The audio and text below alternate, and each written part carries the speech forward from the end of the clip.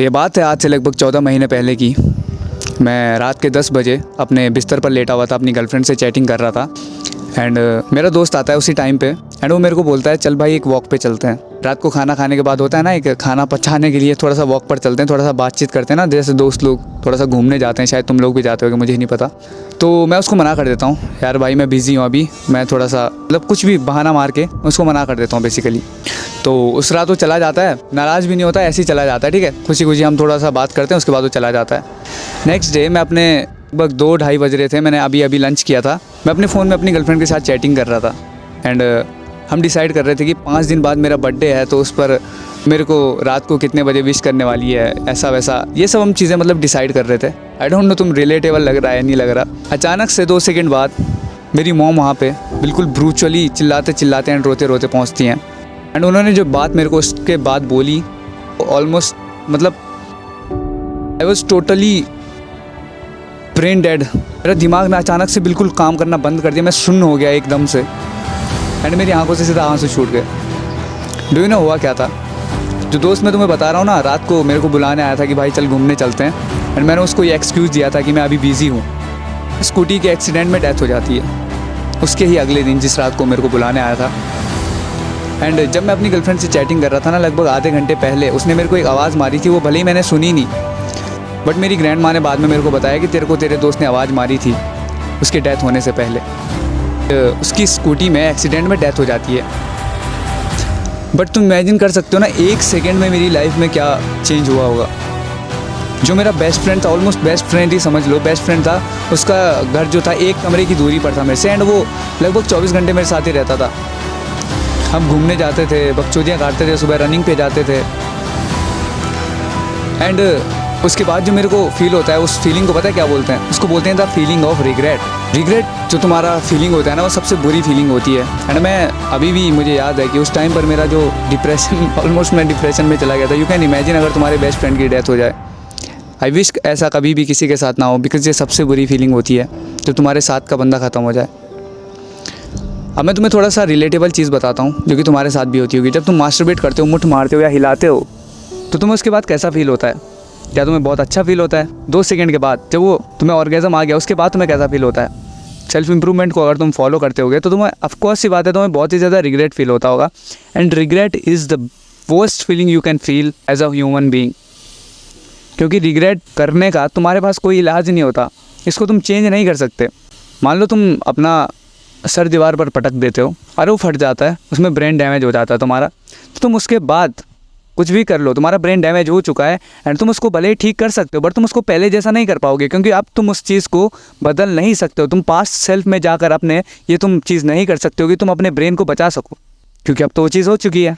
अगर तुम मास्टरबेट करते हो, तुम्हें ऑर्गेज़म आता है, अब तुम पास्ट में जाके उस चीज़ को फिर से चेंज नहीं कर सकते, क्योंकि अब तुम्हें टाइम मशीन तुम्हारे पास तो है नहीं कि तुम वापस जाओ और उस चीज़ को चेंज करके आओ।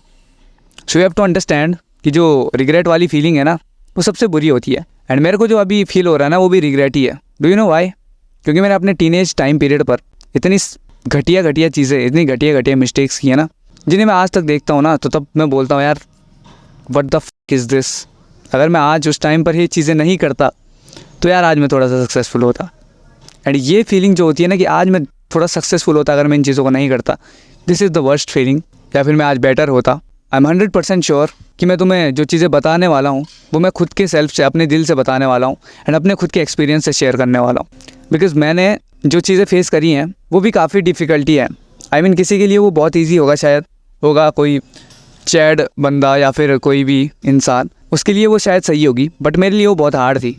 एज अ टीनेजर, मैं अब टीनेज की लाइफ से गुजर चुका हूँ, तो मैं टीनेज को गाइड कर सकता हूँ basically. So listen to me carefully. अब देखो, सबसे पहली जो मिस्टेक होती है ना टीनेज की, वो होती है जो तुम्हारा सबसे ज़्यादा ब्रेन फक्ड अप करती है। वो चीज़ पता है क्या है? वो है कि तुम हिलाना कैसे छोड़ोगे। सबसे पहली तुम्हारी जो चीज़ दिमाग में आती है सेल्फ इम्प्रूवमेंट के नाम पर या फिर खुद को बेटर बनाने के नाम पर, तुम सोचते हो हर चीज़ मुझसे ख़राब हो रही है। अगर तुम मास्टरबेट करोगे तो तुम्हारी ज़िंदगी ख़राब हो जाएगी। मैं तुम्हें एक रियलिटी बताता हूँ इस चीज़ की। मास्टरबेशन तुम्हारी असल में दुश्मन है ही नहीं, तुम्हारी रियल दुश्मन पता है क्या है? जो उसको करने के बाद तुम स्ट्रेस लेते हो एंड जो पॉर्न देखते हो उसको करते हुए, वो तुम्हारी रियल एनिमी है।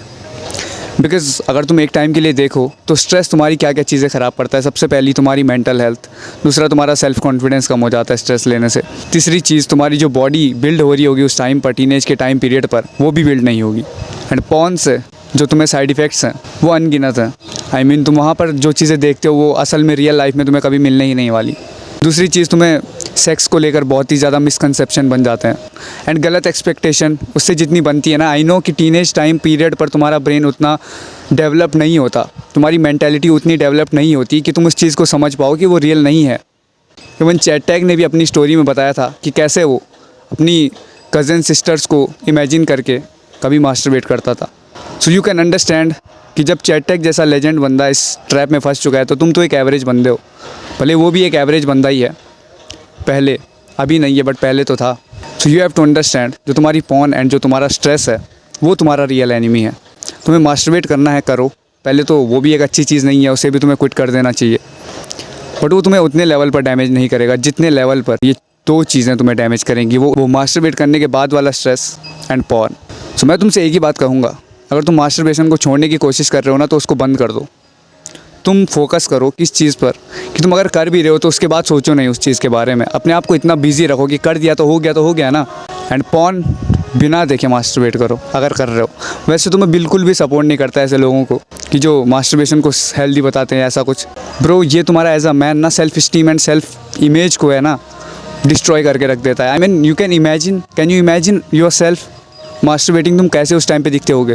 क्या तुम as a man, as a warrior, अगर तुम कुछ जनरेशन पहले पैदा हुए होते तो क्या तुम वो चीज़ें कर रहे होते आज? एंड इमेजिन अगर तुम ऐसा कर रहे होते उस टाइम पीरियड पे तो तुम्हारी क्या इमेज होती है और लोगों के सामने।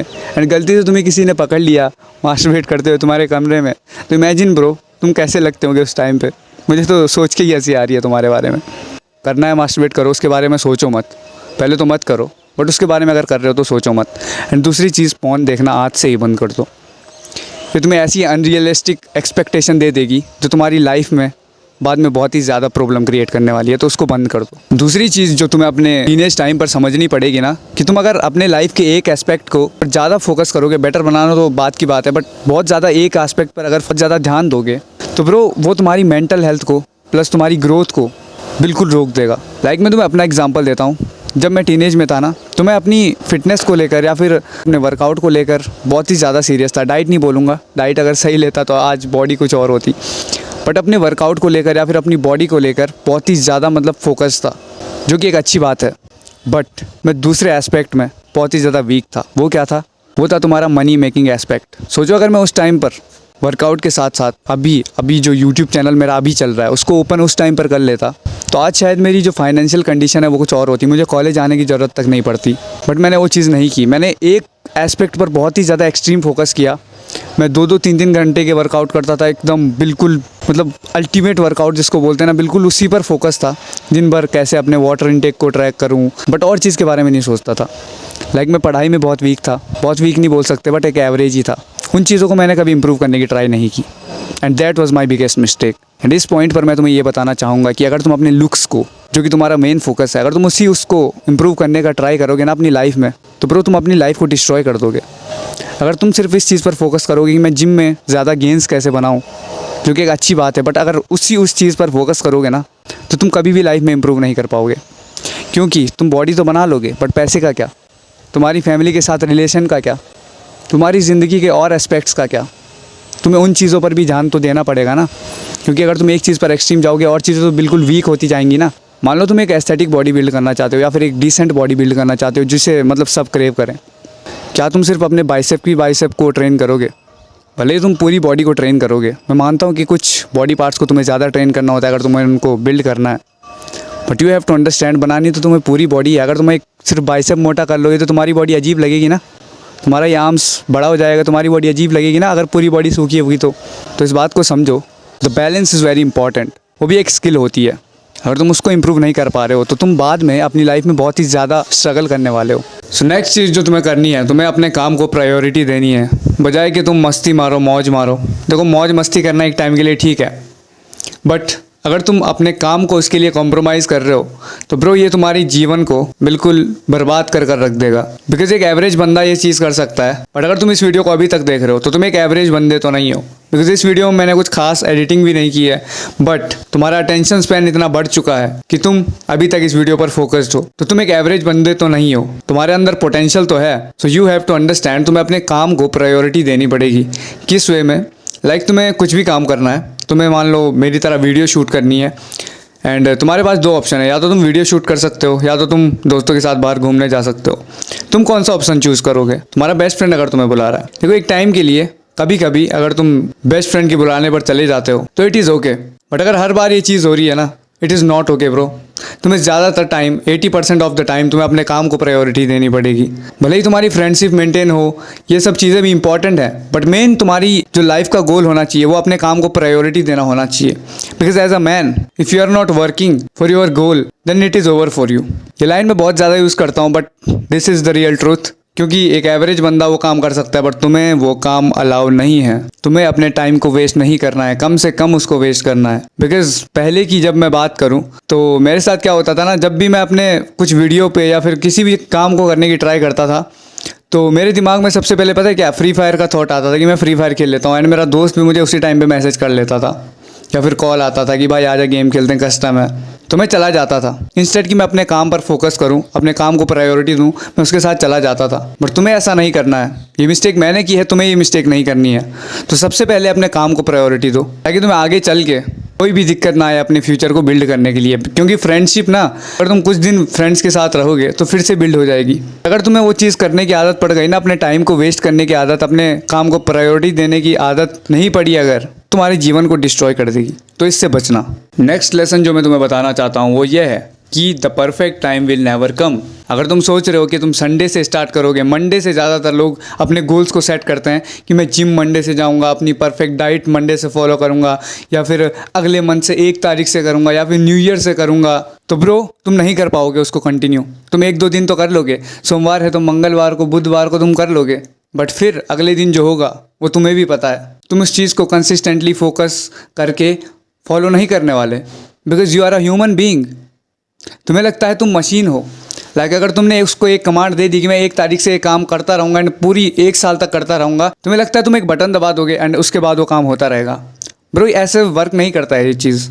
अगर तुम्हें किसी चीज़ में कंसिस्टेंट होना है तो तुम्हें चीज़ को एक्सेप्ट करना पड़ेगा कि कभी कभी ऐसे दिन आएंगे जहाँ पर तुम्हें गैप लेना पड़ेगा, तुम्हें रेस्ट लेना पड़ेगा। तुम्हारे पास और लाइफ के एस्पेक्ट हैं जिन पर तुम्हें फोकस करना है, तो तुम्हें प्रॉब्लम्स आ सकती हैं मैनेज करने में।